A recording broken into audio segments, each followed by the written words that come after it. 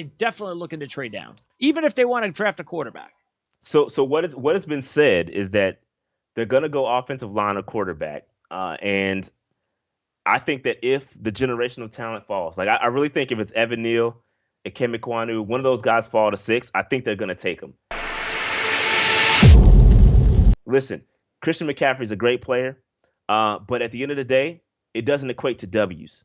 Your 2,000-yard all-purpose season meant nothing to the Carolina Panthers. Just look at Jonathan Taylor. Like, all this news is coming out about Deshaun. It's just ridiculous. Like, it's crazy. It's crazy. You went out there and you've been chasing this man for 400 days, right? We were the first in on Deshaun. No matter cases, all that stuff. We were the first people. We were there. We've been there since day one. And how do you not come away with this guy? Yeah. I'll give you the scoop on the offensive line. I don't think it's as bad as people think. I really don't. Okay. We did not, and this just goes back to coaching, right? We did not play Brady Christensen at left tackle until later on into the season. He is a traditional left tackle, right? He was the highest graded left tackle in PFF last year from a college standpoint. Okay. If you're a Panthers fan, keep your head up. Keep your head up, man. Better times will come. Can't be any worse. NFL is cyclical. Our time will come again at some point. Sound like me. I'm a Jet fan, so.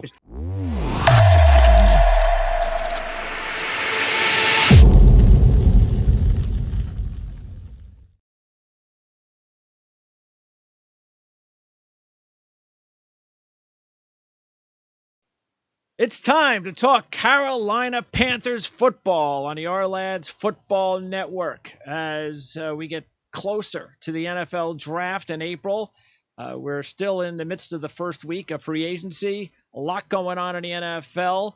Maybe not so much for the Panthers just yet, but they still have a lot of cash left to spend, and they have the 6th pick of the NFL draft. Our guest is going to be a first-time guest. He has a show on YouTube, which of course is great because we have a show on YouTube too called Panther Nation Podcast. And you can follow Rashad and his co-host on Twitter at Panther Nation PC. Rashad, it's great to have you on for the first time. Yeah, man. Thank you for having me. This is a great opportunity for us to talk Carolina Panthers football. And again, follow us on the channel on YouTube, Panther Nation Podcast. Dave and I have been rocking. Shout out to my co-host Dave, who is not here.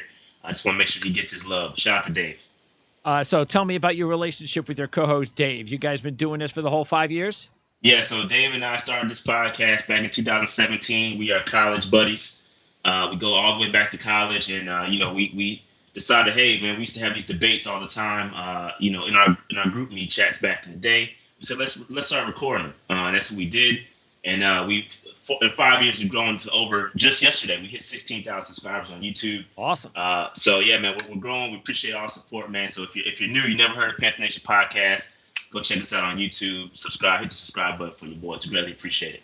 All right. Now, let's start, first of all, we're going to have to pick up with the big news, and that's the quarterback position because yes, I think everybody's kind of surprised that of all the owners that Carolina is left like, that game, the music game with the chair and who's left without the chair. And it's like, Wait a second, Carolina?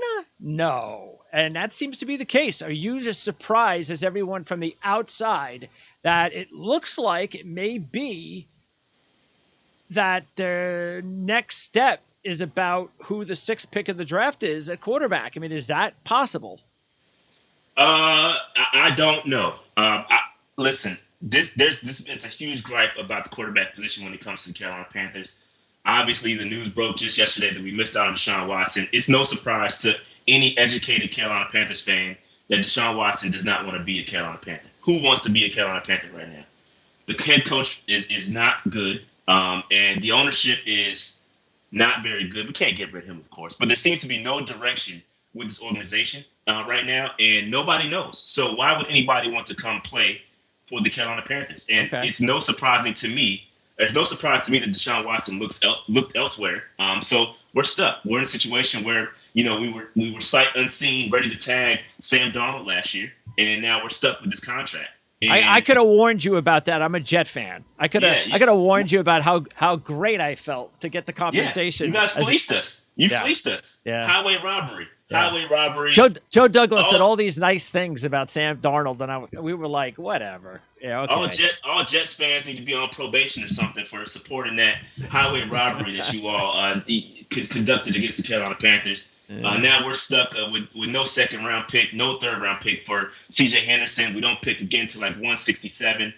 So again, there's a lot of questions around the Carolina Panthers. And just bringing it back to the quarterback position, we don't know. I have a feeling, this is just my gut feeling, is that we're going to go out there and get a veteran quarterback. We have the second most cap space right now. You know, I don't think it's going to be Baker Mayfield because of Ben McAdoo. Ben McAdoo has gone out back in the past to say that Baker Mayfield is not the guy, not going to be very good. So we don't think it's going to be Baker. Okay. We've been tied to Jimmy Garoppolo, but Jimmy Garoppolo's coming off shoulder surgery or whatnot. So that limits his status. How about Jameis Winston? Jameis Winston. I do like Jameis Winston. I think that is a viable short-term Band-Aid situation, but we need a long-term fix. We were in a perfect position when we had Teddy Bridgewater to be patient, draft a quarterback, sit him under Teddy Bridgewater's tutelage, and then slowly we would be sitting with a rookie quarterback or coming into a second year right now. We didn't do that. We keep and we've heard the Panthers brass say that we want a veteran quarterback. We want a veteran quarterback. So I'm not going to be surprised if we go out and get a Jameis Winston or a Marcus Mariota or something like that, or I don't know who it's going to be. Sure. I don't know. But I would not be surprised. And the pickings are getting slim at this point. So I think we're going to get a veteran quarterback, and I'd be very surprised if we do take a quarterback at 6. I'm going to be very surprised because I don't think Matt Rule can hitch his wagon to a rookie quarterback. Right? Good I don't point. think it's going to. He's on the hot seat, right? He has to win now. And I think, especially a guy like Malik Willis, who I love, if we were in a position where we could sit him and the coaching staff could develop him, I think he'd be the perfect pick for Carolina. But I don't think it's going to happen because Matt Rule's on the hot seat. So what about Scott Fitterer? Because we know, isn't he the one making those decisions, though? And shouldn't it be up to Scott to determine whether or not, look, I'm going to be here for the next 3 or 4 years. I'm going to be a part of who the next head coach is. I'm going to take the quarterback that I think can be here, whether Matt Rule's here or not. Sounds nice, right? That's how it's supposed to work. That's, again. That's how it's supposed to work. That's why I have you on the show. That's how it's supposed to work. Because from the outside perspective, that's what you would think. Yes. Okay, but when you have your head coach in the room to hire the GM, right? The head coach is not supposed to be here before the GM. That's true. And this goes back to a whole bunch of problems that we've had in the past. David Tepper used Marty Herney to hire Matt Rule. He fires Marty Herney. Then he uses Matt Rule to then go hire the GM and Scott Fitterer. Matt Rule was the one that has final roster say, not Scott Fitterer. Okay. Now, that's supposed to be changing, right? Okay. That's supposed. I'm hearing things that is they're stripping the power. And this is all rumor, right? It's all speculation. Okay. I don't have anything, any knowledge or any insider story, any source like that. This is just hearsay that the power is being stripped back from him. So maybe we will go out there and see a rookie quarterback being taken. But I don't see it happening. I don't see it happening. It's interesting because when the Jets had their situation was very similar. And it was a big story about how can you let the head coach, how can you hire the head coach first and Adam Gase, and then let Gase help you find the GM, which is what happened. So there were a lot of people who believed early on that Adam Gase was the puppet master, that he was controlling what Joe Douglas did because he was part of the hire and they knew each other in Chicago, blah, blah, blah, blah, blah. But by the end of the day, Adam Gase went his own way and Joe Douglas was in control. So if I could give you a little bit of hope, maybe that could take place in Carolina. I hope that's the case. I do like Scott. I like his background with Seattle. I think they've done some good things over in Seattle. So I would love to see him keep his job. I like Scott. I like Scott Fitterer. I love Dan Morgan. I love Samir Suleiman, who's a capologist. I love those guys. But when you give the final roster say to Matt Rule, a college coach who has done nothing in the NFL, but be below average, then I can't support that. So turn the reins over to the guys that need and allow them to do their job. And I think that's what's happening right now. So maybe We will see. Maybe we'll get a combination, right? A veteran quarterback, and then we draft a rookie. Maybe that happens. I don't know. Maybe it does happen. Does that also mean that it's possible that Sam Darnold is still in the mix? Is he somebody that will get a chance to compete for the job if they do go out and get a veteran and then draft a quarterback? I think the ideal situation would be and the same thing they did with Teddy Bridgewater last year, try to find a trade partner to pay, and we'll pay for some of his salary and just eat the dead money because he's on the 5th-year option, right? So he has $18 million guaranteed. If we can find a trade partner to eat some of that money, that'd be great. But I don't see a future in Sam Darnold. I just don't know that he's got psychological issues right now. He's got confidence problems. I don't know, but this is not the place to get those problems solved. I guess not. Right? So listen. I don't know. Sam is not the answer here. And we're paying the price for it.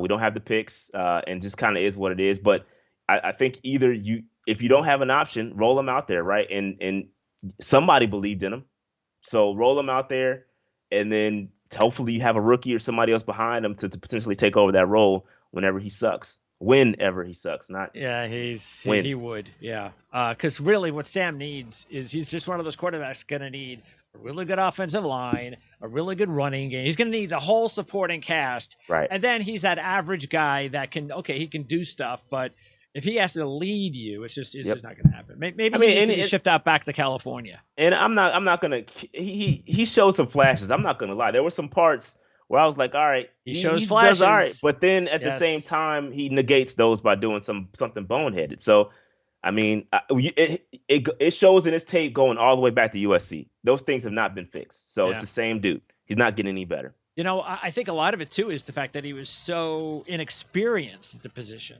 And then it came out even earlier, and it's like, oh, we've got this guy, and even though he's inexperienced, he's got so much ability. But in the NFL, if you're a first-round draft pick, you're going to start day one, and this is a kid that probably should have sat on the bench for the first couple of years. He probably should have learned the NFL offense. He should have understood exactly the game, and I just think but that doesn't mean that he can't, because of his ability, his athleticism, his arm strength, that he can't find a niche in the NFL with the right team, and whether that's Carolina or not. It's not here. Probably not. Okay, so the fact that they only have that 6th pick and then they've got a gap between their next pick, do you think that they could are they definitely looking to trade down, even if they want to draft a quarterback? So what has been said is that they're going to go offensive line or quarterback, and I think that if the generational talent falls, like I really think if it's Evan Neal and Kemi Kwanu, one of those guys fall to 6, I think they're going to take them. And I don't blame them there. We've had offensive line issues for the longest here. Yes. And so I don't blame them. But again, we have to find a way to get more draft capital. I've been a proponent, and I don't know if you want to get to this, but I've been a proponent of trading Christian McCaffrey for the longest time. Wow. And he is a guy, listen, I know I'm going to get the layman fan is going to try to kill me for this, but listen, Christian McCaffrey is a great player, but at the end of the day, it doesn't equate to W's. Your 2,000-yard all-purpose season meant nothing to the Carolina Panthers. Just look at Jonathan Taylor. 5 wins, right? 5 wins. It meant nothing. We are nothing. We are again, I believe somebody said it. Who said it? The Carolina McCaffreys? That's true, because everything revolves around him, and he's like the ultimate crutch. He's the ultimate crutch. I think he does more, and I said this on my show the other day. I think Christian McCaffrey does more damage to the Carolina Panthers than good, because he's so good. Because he's so good, they want to give him the ball 37 times, 40 times a game. Then he ends up getting hurt. Yep. Right. Yep. So I feel like we have to find offense without him, or find a way to get other folks involved. Right. It's a bet having him be the focal point in the offense, having a running back. Listen, I ask you a question. When is the last time a franchise running back won a Super Bowl? Yeah, it just doesn't happen. I don't know. Maybe it doesn't happen. Emmitt Smith, maybe. It doesn't happen. I'll give you Marshawn Lynch, maybe. Yeah, there you go. It doesn't happen. High-paid running backs, it doesn't happen. So we invested. We gave him a big deal, and his trade value's diminished at this point, right? He's a hurt running back. He's played 10 games in the past 3 seasons. So you're not going to get the value for him. Exactly. So is he tradable? I don't think so. If you look at the contract, you look at the injury history, I don't think you tradable. I think you got to get something. I think you got to get something. You try. You try. Like why not? But if that's not the case, and anything can happen in the NFL this offseason. Absolutely. So it wouldn't be a shock if we look at the news tomorrow and Christian McCaffrey's traded. We'll be like, okay. And one thing to keep an eye on is that his contract has not been restructured yet. We've been doing a lot of restructuring, and his is the last one that's really restructurable, if that makes sense. Okay, sure. So he's got a big base salary. You want to convert that to a signing bonus, free up some cap. His is the last one that hasn't been restructured. So keep an eye on that. He could get shopped. I don't know. I think if they can figure out a way contractually to get it done, then it makes all the sense in the world. So it really does. For a team that is clearly still rebuilding. And I was going over my notes, what this team needs. And I'm going, okay, quarterback, offensive guard, center, left tackle, tight end, edge rusher, defensive tackle, and cornerback. Yeah. I mean, that's a lot. It's a lot. It's a lot. We got a lot of needs with not very many picks. We've done a little bit of damage in free agency, and I like some of the guys, but none of these guys are really moving the needle for me.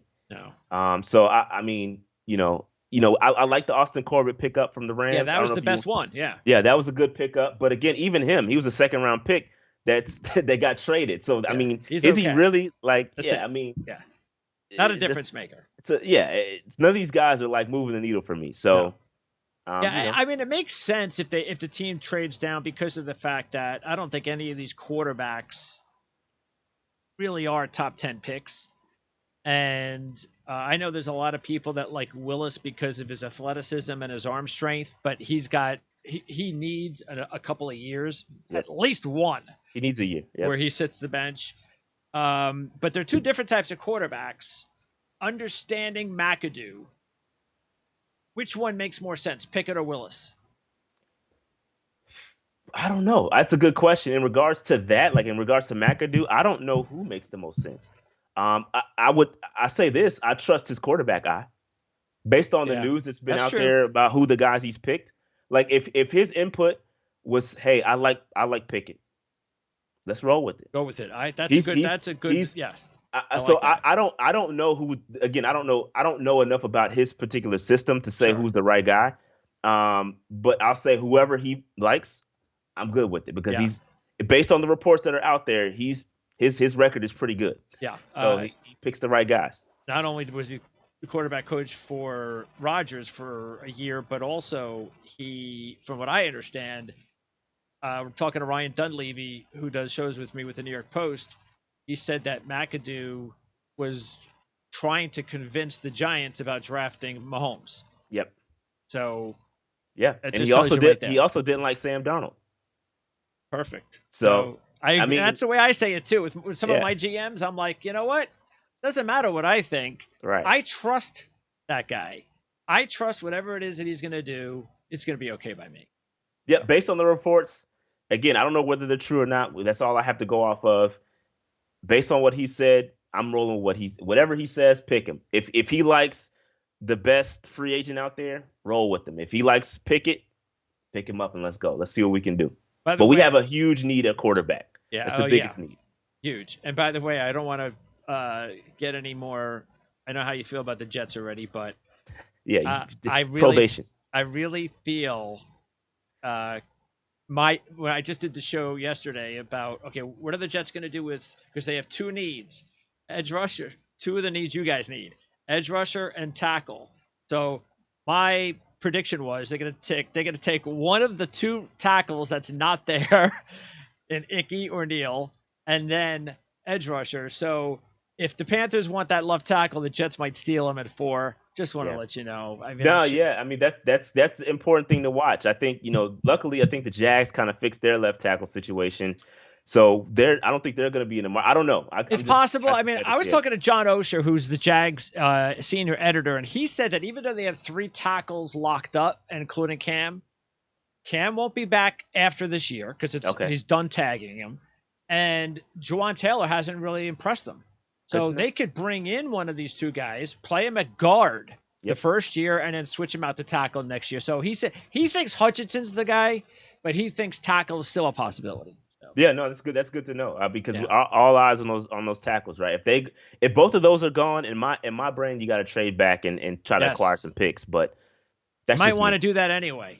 Yeah, no, we might have to. Yeah. But I think that may also limit our negotiating power too, right? Teams know we don't have a second or a third round pick, so they might try to fleece us. We've already been fleeced by the Jets, so I don't know. No more conversations with the Jets. Nobody, no, please don't pick up the phone for the Jets, man. They fleecers. Yeah. Okay, so I got to ask you about Tepper because again, from the outsider's you want to ask point of me view, about that? The outsider's point of view. Hey, here's a guy that sounds like he wants to change the culture, the winning, the losing culture in Carolina, and he wants to go out and get a flashy quarterback, and sounds like he talks a good game. Is it that he's just not smart enough as far as a football guy, which I'm sure he's not, that maybe he's just made one too many mistakes, but his aggressiveness in trying to build a winner is still okay? Is that still a good thing, isn't it? No, this man has done nothing but build a loser. He's come in here and talked all this big stuff. He's is a billionaire, right? Yes. And he's those guys they're not in touch, right? They're not in touch with what's really going on. True. And so I feel like he said the right things. He came in. I'm a winner. I'm all about winning. I want to win. Any means this. I'm analytics. We're gonna get a guy with a tough attitude. Blah blah blah blah blah. And has done nothing but the exact opposite. You go out and you hire Matt Rule, which was the biggest mistake. Like you gave this guy, made him like the highest paid head coach in the league coming out of college, and he's done nothing. What's wrong with Rule? He's a motivator. He's not a head coach. Okay. He's a motivator. He's in way over his head. He's not good on either side of the football. Give me something he's good at. No, I agree. Is he an Matter offensive of or a fact, defensive guy? Because I remember when he came up initially, he was an offensive guy. Then he got his head coaching job at Temple, and his defenses all of a sudden were really good. And I was like, how'd that work? Then he goes to Baylor, and once again, his offenses are terrible. His defenses were strong. He brings his college coaches with him to the NFL. Obviously, that's not working out, and maybe that's the reason why hiring Ben McAdoo is a step in the right direction, at least on offense. Yeah, I think it's a step in the right direction, but is it too late? Could be. Is it too late? You're on year 3. I think year 3, if we come out, if the Panthers come out and they win 5 wins, they have 5 wins again, it's over. Yeah, it's over. It's over. Yeah. So is it too late? Now, and that goes into the questions about free agency. How do you move? Your moves are not based on the future. Your moves are on winning right now. And that's the problem the Carolina Panthers are in. We just in a 2-minute span navigated the exact problem of the Carolina Panthers. Yeah. That's the conundrum we're in. And again, like you said, it's hard to, not just for Watson, but it's hard to lure any really good free agent. Bingo. Anybody. Who's going to want to come here? Uncertainty. Yeah. Who's going to want to come here and play for a head coach like that doesn't necessarily know what he's doing, right? And then the ownership is all over the place. There's no direction. Like all this news is coming out about Deshaun. It's just ridiculous. Like it's crazy. It's crazy. You went out there and you've been chasing this man for 400 days, right? We were the first in on Deshaun. No matter cases, all that stuff. We were the first people. We were there. We've been there since day one. And how do you not come away with this guy? Yeah. It's embarrassing. So it's not a money thing, right? It's just Deshaun doesn't want anything to do with the franchise. That's it. Would you? Would you come to play for the Carolina Panthers right now? Not when I can get the money elsewhere. I wouldn't either. Yeah. I wouldn't either. By the way, Cam's not coming back, right?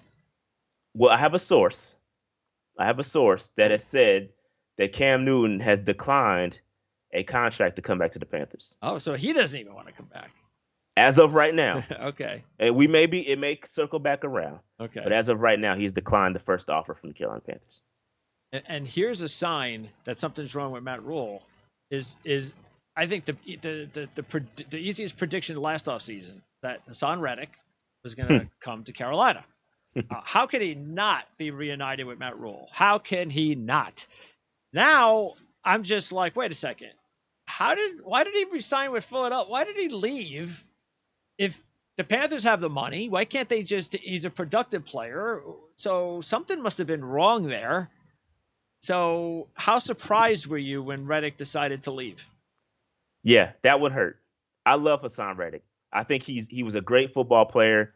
Again, give me the names of the guys that had double-digit sacks in back-to-back years. Yep. You're talking about some good names. Sure. You're talking about Aaron Donald. You're talking about Trey Hendrickson and a couple other guys. I believe Von Miller, somebody else. There's a couple other big-name guys that have had back-to-back 10-plus sack seasons. It's a small list. I think it's 5 guys. You have to you cannot just replace that. You can't just pick that up off the street. And so this is what the Carolina Panthers do, and it goes beyond Matt Rule. This is what we've been doing for a long time. We have a problem. We attack it. We put every resource towards, because you know what the biggest problem with the Panthers? Stopping the run, right? We weren't big enough on the edges is what they said. So now you've heard Scott Fitterer come out and say, we're going to go after bigger edge rushers. So that's what they're going to do. They're going to go out there and get bigger edge rushers. But guess where's the pass rush going to come from? Now we fixed the run defense, but then you're going to create a gap in rushing the passer. So I think this is very difficult. You're not going to be able to replace it. And shout out to Hassan Reddick. He got to go back home. He's from Philadelphia. He went to Temple, so it makes sense. Right. Yeah. It makes sense. Yeah. For him to go back to Philly. But I felt like if the right offer was on the table, he would have came, and Carolina just didn't. I think they were all in on Deshaun Watson and potentially getting him, and in the consequence of that, we let go of Hassan Reddick. So that's just one of those things. That's not good. It's not. That's not at all. And of course, Daquan Jones is gone. Yes. So he went to Buffalo. Yep. The team re-signed Haynes, but that's about it. So really, when you take a look at it, Brian Burns continues to be the only pass rusher with talent on this team now that Reddick's gone, which again shows you why they need to go out and get more pass rush help. And we also signed Frankie Louvu, who did very well in the limited role. So right, he was resigned. Okay, he was re-signed. Limited role though. He did a great job when he got the opportunity. But came from the Jets. I remember Louvu. Yeah. If he's great, and if he expands that role, can he continue it? I mean, when you're playing 25% of snaps, it's easy to come out. Not easy. I'm not gonna say it's easy, but coming out there and making an impact when you got fresh legs, sure, is different from playing every snap. So are we gonna get that same production from him playing like 70% of snaps? I don't know. Marquise Haynes is a guy I like. We've had him on our show a couple of times, or one time, and he is a guy that needs to be let loose. He's again lighter guy, but we'll see if he can kind of make that next step. You know what I'm saying? But he's been there, and Gross Matos really has not taken that step either. He needs to take a next step as well. He's a guy that Panther fans are waiting to take that next step. A very good run defender. Can he come out there and put it together from a pass rushing standpoint? I don't know. We'll see. And just a quick update. I think right before we started the show, we did also sign Matt Ioannidis from the Commanders. Okay. So that's an interior defensive lineman. So you just talked about they need to stop the run, and now they got somebody to hopefully help out with that. Okay. Correct. Yep. Interesting. But the kid that was drafted last year, Nixon, in round 5, did he play much? He got injured, but he's a guy that he showed some flashes. So I'm excited to see him as well in a larger role. Losing Daquan Jones, I'm not quite as distraught about. He's older guy, kind of veteran presence. I think he'll do well up in Buffalo. But I'm not distraught over him. I'd like to see more Davion Nixon, and we also have Phil Hoskins, which is a 7th round pick from last year as well, who did some things. Again, these younger guys just need experience. Sure. That's the biggest thing for them. All right, so definitely edge rush. We know that for sure. Yep. And at linebacker, with Carter a free agent, Damian Wilson, but Damian Wilson is just a guy. He doesn't move the needle for me. No. Do they need and look, I know that the defense is really, this particular defense is about the front 4 more than anything. But do they add a linebacker along the way? Probably in the draft, but they need more picks in order to do that. Personally, I would definitely look to get a linebacker. I would definitely try to get some more day 2 picks so I can pick up a guy like Chad Muma. I love Chad Muma's game. I love that kid. If we can get a guy like him, I would love. That would be great. But again, we do need to add a linebacker, a middle linebacker. Yeah. Yes, we need a signal caller. It's been lonely without Luke Kuechly, man. I love that guy, and it hasn't been the same since he retired. It's been a turnstile there. We can't stop the run. Luke is Hall of Famers, a great. So it's tough to replace that, and we're missing it big time. Those guys don't come around very often. No, they don't. Secondary. So they add Xavier Woods at free safety. And Burris is still unsigned. Chandler re-signed. Yep. So are they okay there, first of all, at safety, or do they need to add another safety, just a depth guy?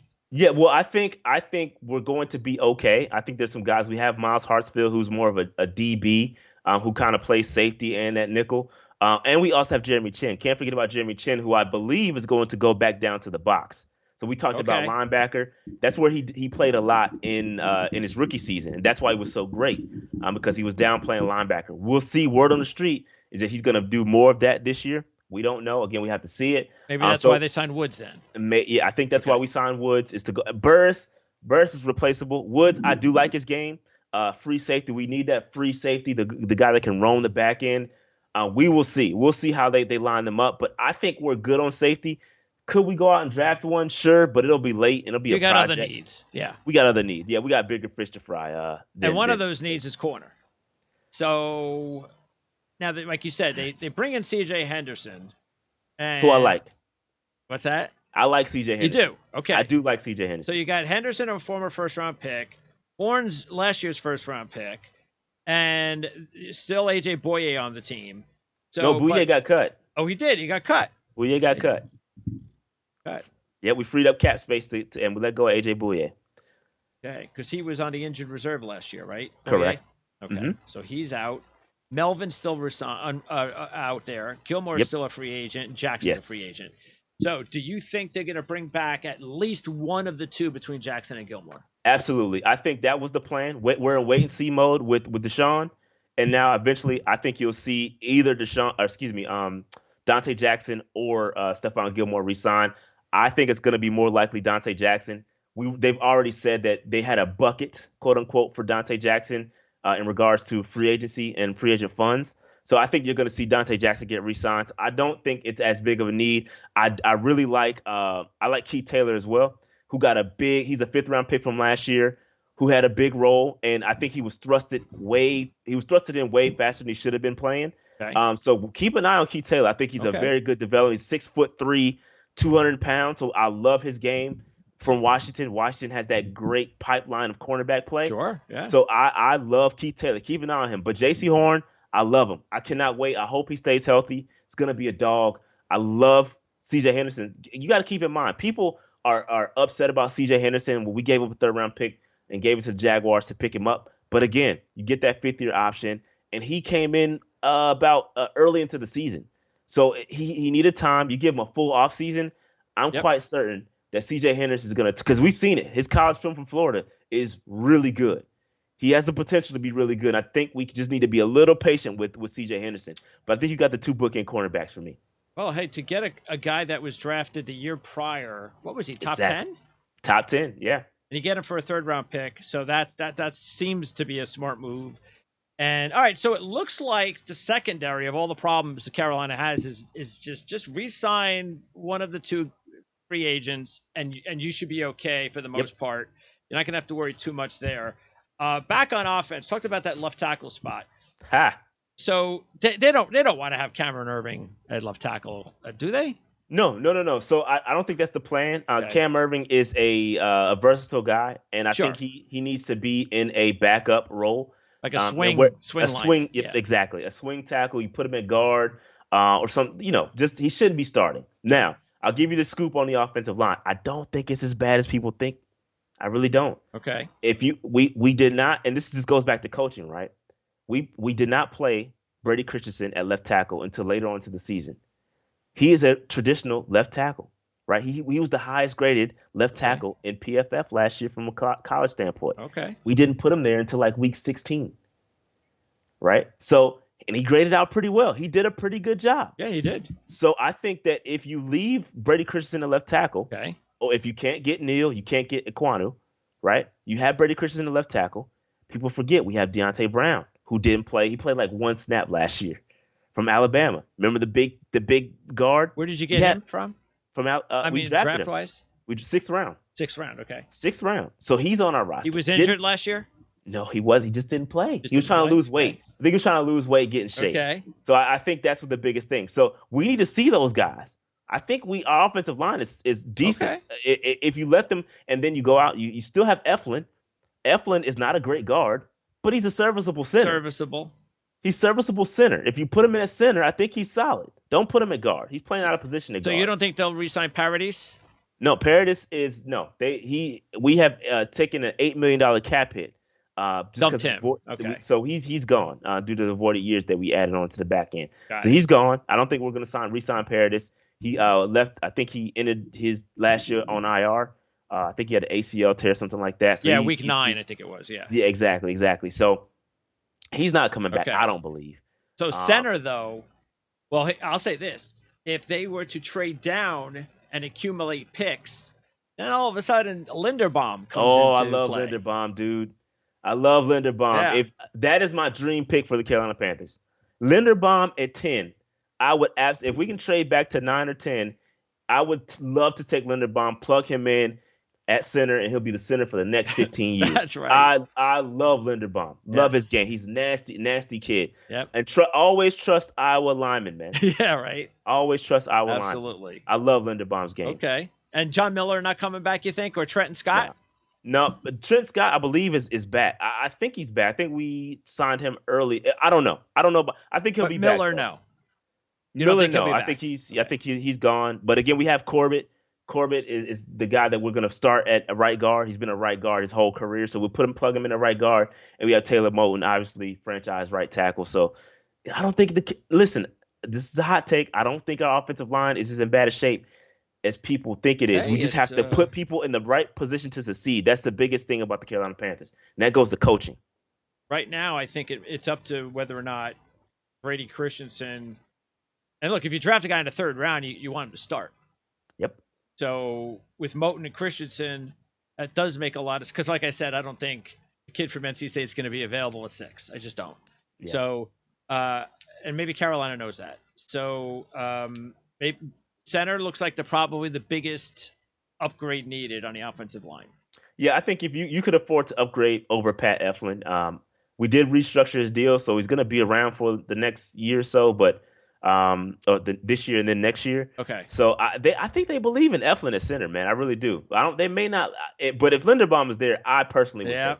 I love Linderbaum, man. Yeah. Okay. Tight end now. Ian Thomas, is he in trouble?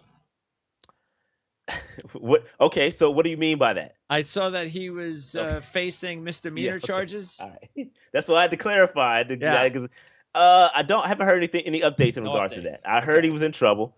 He does have the misdemeanors, but I'm sure he'll get that cleaned up. So nothing major. Nothing major, and he signed the deal before that. So obviously the Panthers knew about it. Yeah, they knew about it. So I don't think he's in that big of a deal. I don't think he's in that big of trouble. Okay. And I will credit the Panthers. Again, I did not like the deal at first when it first came out. But it looks like they did get ahead of the market because some of these tight end deals are rather large. But I don't know that if I would have paid that much for a blocking tight end, I think you could replace that. You had Tommy Tremble right there. I feel like we need more of a receiving threat at tight end. But that could happen in the draft then. It could have, but that's my opinion. But I don't know. We'll see. Okay. But also we have Ben McAdoo as well. Ben McAdoo does well with tight ends. We'll see if Ben McAdoo can coach him up. But he has to provide something in the passing game in order to live up to that contract, in my opinion. And now wide receiver, the one thing I could not figure out was how did, out of all the issues Sam Darnold had, how can he have an issue with Robbie Anderson? That's the one guy that made Robbie Anderson, helped make Robbie Anderson all this money. And the two of them it didn't make any sense to me. Yeah, Robbie Anderson I think Robbie Anderson was a little perturbed. Robbie Anderson had his first 1,000-yard season, not with Sam Darnold, with Teddy Bridgewater. Okay. Teddy Bridgewater was the guy that gave him his first 1,000-yard season. So you got rid of Teddy Bridgewater. Robbie Anderson has a slight holdout at training camp last year. He missed a couple practices, went back home. And the next thing you know, he comes back and has a new deal. Right? So he has the Matt Rule connect. I think that was a favor, like one of those. There you go. Those hey, I'm gonna take care of you type things. And we just restructured his deal this morning, so he's not going anywhere. We're not trading Robbie Anderson. That was the word on the street for a little while. But I like Robbie. I think he needs a quarterback, man. The poor man has been dealing with Sam. He cannot get away from Sam Darnold. Sam Darnold, yeah. And I feel like Joe Brady and Teddy Bridgewater put him in a good position. We were getting him the ball quick, not just using him as a deep threat, right? Getting him the ball early and let him use his legs. and he thrived off of that. He thrived. He did so well. That first 1,000-yard season in his entire career, did such a good job, and then went right back to dirt with Sam. That was just awful. Sam, yeah. So it was bad. It's amazing that his. I noticed statistically his catch percentage was 48%. It was bad. Downright terrible. It was bad. He had some terrible drops. And again, let's not throw everything. I'm not blaming it all on him. No. Let's not throw it all on Sam either, because he had some bad drops. Robbie Anderson had some really bad drops. Yeah, it's both of them. Yeah. It's both of them. All right. So with Terrence Marshall Jr., DJ Moore, and Robbie Anderson, Zylstra comes back. So I still think it looks like the team needs one more receiver at some point, and they could pick him up late. But would you agree they probably get another receiver? Well, we picked up Rashad Higgins as well. The kid from Cleveland. The kid from Cleveland, yeah. So we picked up Rashad. We picked up Rashad Higgins. We have Terrace Marshall. We have Robbie Anderson. So now you're set. And we have Shi Smith as well, who we drafted last year. So I think we're set on wide receiver. I thought maybe somebody was going to trade it, but that's not the case. I think we're all set on wide receiver. We just got to get him a quarterback. We got good talent at wide receiver. Yeah. I love Terrace Marshall, by the way. Super underutilized last year. I think he'll find his niche and find a role in the offense. I think he's going to be a very good player at some point. And finally, the team signed Zane Gonzalez. So he's going to be – is he penciled in as the number one, the place kicker? Yeah. We he kind of saved us last year. We had some kicker issues last year, and he came in. Did pretty well. Did pretty well. So I think he's locked in. He's not going anywhere. Yeah, kickers are so – you never know until they find the right place at the right time, and then all of a sudden it clicks. Kickers are head cases, man. They're like goaltenders. And relief pitchers. Yeah. And then finally, punter. Team needs a punter, don't they? Yeah, well, I think word on the street is that we're going after I forgot his name, but the Rams punter that just got released. I think we're going after him. But punters, man, we can find a punter. I'm not really worried about that. Easy. Yeah. And who returns kicks for you guys? That is, I don't know who's going to return kicks. Is that wide open right now? I think it's open. I think we've had Zylstra return kicks. We have Shi Smith, who also returned kicks. I think it's wide open, man. Okay. I don't know who's going to do it. Well, Rashad, great job. I'm glad I got the opportunity to talk to you, and hopefully, and especially after the draft process and free agency is over, I'll give you a ring, and I look forward to the opportunity to talk to you again to see how you felt about the whole offseason, free agency, and the draft, and did it all work out? Who the quarterback is? We'll know who the quarterback is when we talk again in a couple of months. And as for anybody out there that's a Carolina Panther fan, how often are the shows available on your YouTube page? Yeah, so we go live every single Monday at 8:30 p.m. No matter what. Live, I like it. Live. Yeah, even through the off season, we have fantasy content, draft content. Not just Carolina Panthers fans. It's for anybody to we dropped all kind of draft content, so draft profiles. There is no off season in the NFL. There is no off season for PNP, especially because we go live every single Monday at 8:30 p.m. every single Monday. So we're on there. YouTube, check us out. Excellent. And again, not just for Panthers fans, it's for everybody. But if you're a Panthers fan, keep your head up. Keep your head up, man. Better times will come. Can't be any worse. NFL is cyclical. Our time will come again at some point. Sound like me. I'm a Jet fan, so yeah, that's true.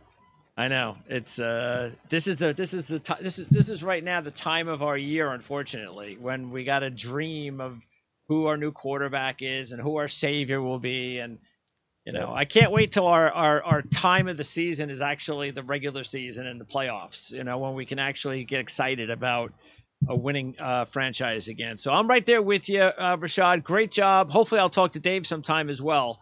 And but I don't. I think that you've done a good enough job that Dave has his work cut out for him when you talk to him on a year. I'm sure. Yeah, Dave is my guy, man. Dave's an entertaining dude. Next time we'll make sure he couldn't join today, but next time he'll be on for sure. Sounds good. All right, Rashad, appreciate it. We'll talk to you next time. All right, thanks.